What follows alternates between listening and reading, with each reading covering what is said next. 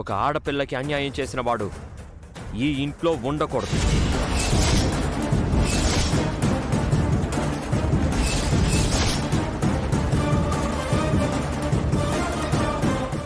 ఎలా అయితే సీత ఈ ఇంట్లో నుంచి వెళ్ళిపోయిందో,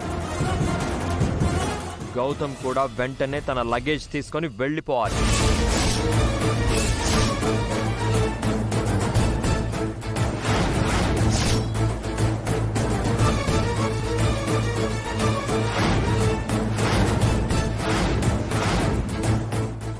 సీత చేసిన తప్పు గౌతమ్ చేసిన తప్పు ఒకటేనా రామ్?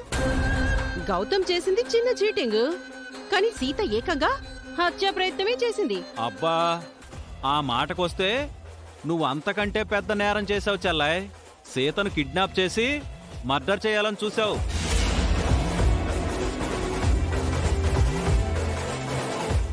కాసేపు నువ్వు నోరు మూసుకొని ఉండవే, లేదంటే మన కాళ్ళ కిందకే నీళ్లు వస్తాయి. రామ్ చెప్పాడు కదా,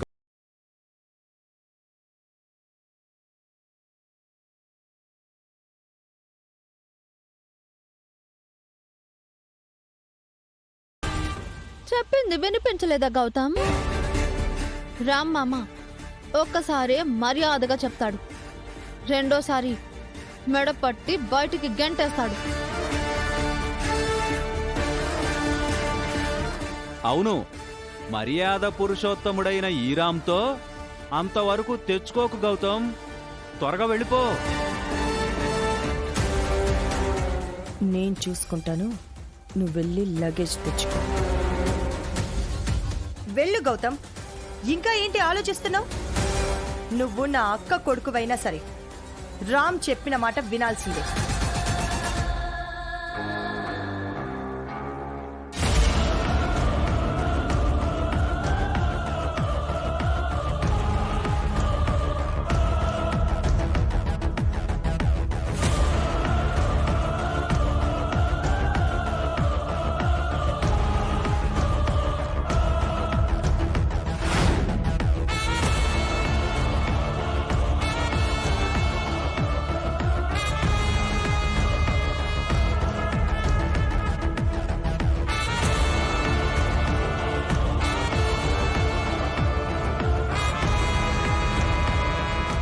ఆగు గౌతమ్,